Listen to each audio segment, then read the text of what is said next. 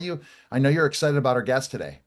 I certainly am. First of all, we have a new series that is going to be on ID Discovery. I've been on ID Discovery. They do the most magnificent programming, and I'm very anxious to hear about this story. This is for the first time ever. We're going to hear from the accomplice of the Candyman killer in a new 2-hour documentary. Now, this is very interesting to me because we had a killer. We knew who the killer was. But suddenly we have and the accomplice to this killer, who was just a boy at the time, became very involved in committing murders.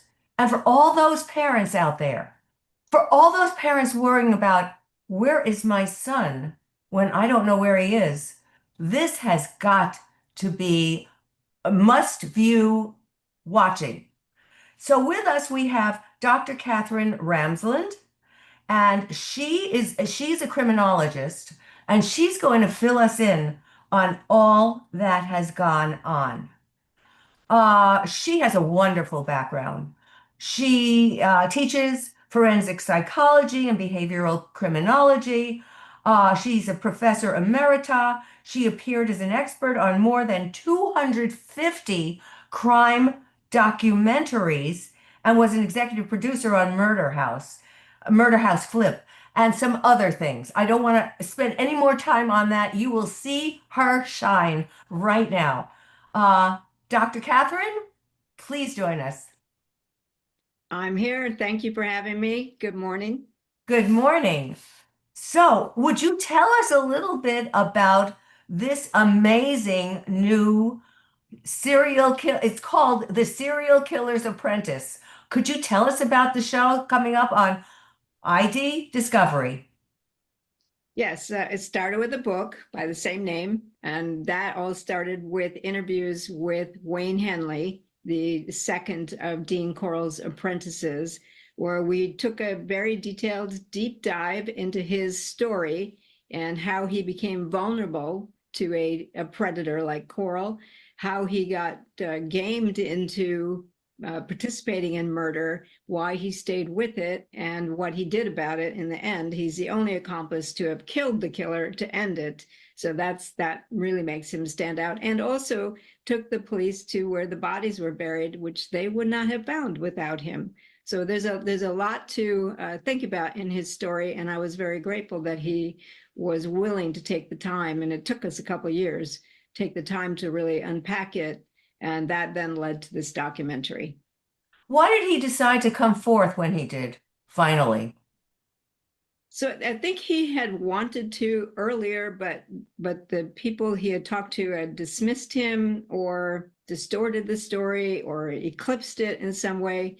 And he already knew my co-author, so that helped with the introduction to him for him to trust me. But he really wanted his story to come out because his attorney had always told him to keep quiet, don't tell anybody anything. He wasn't allowed to talk at his trial.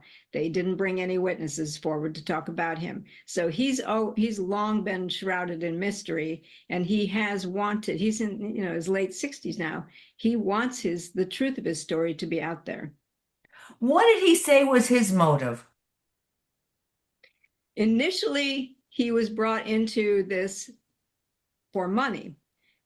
Corll had told him he was grabbing like hitchhiking boys and taking them to California to work for wealthy families where everybody won, and that if Henley could bring some boys, especially if they're good looking, he could make $200. And then for a kid who's working for peanuts part-time at a gas station to help his mother with his three younger brothers, that sounded pretty good. And so he agreed to help. He and Corll brought in a hitchhiker. He left, found out that Corll had killed the hitchhiker, and then told Henry, you're in this now. There's nothing you can do about it. You're part of a murder, whether you like it or not. And so he kind of got tricked into it and trapped into it. He was told that there was this larger syndicate at work that was watching them, and that if anything happened to Coral, it was going to come back on him. So he's a 15-year-old kid with no resources. What was he going to do? Wow. And was there any parental guidance in this, or parents weren't even involved? His mother didn't even know what was happening. She didn't know it was happening. His father had abandoned the family, so he didn't have that. He had a mother and a grandmother who was raising him. She didn't know because Coral had presented himself as a successful predator will. He had groomed the community. He had presented himself as this nice guy, big brother who was helping her out because obviously, it's nice for her to have somebody give Wayne rides places and take care of him.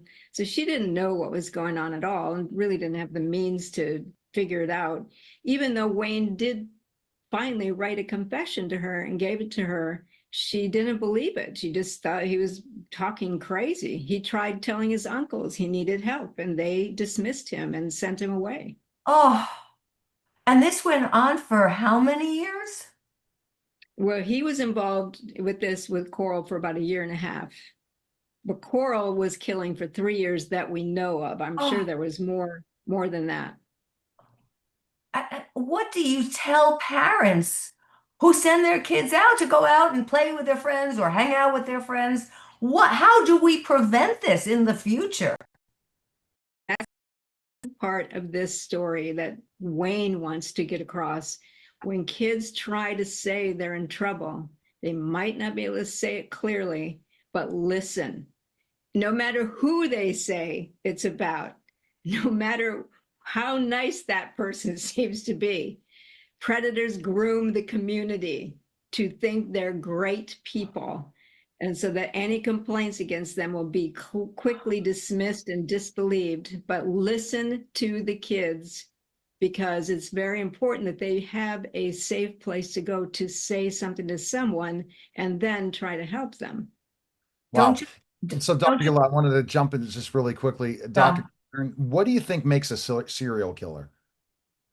So many things. It's a very complex process. It's not a criminal type. It's a description of behavior. You've killed at least 2 people on 2 different occasions. That's all it is. And so many different, we have well over 5,000 documented.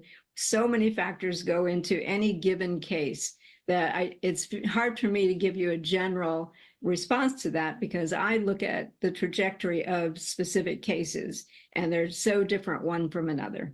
All right. So August 17th, The Serial Killer's Apprentice, 9 p.m. Eastern on the ID channel. Appreciate it, Dr. Catherine. Excellent information. And go to drgilda.com for info on Dr. Gilda. I appreciate you guys.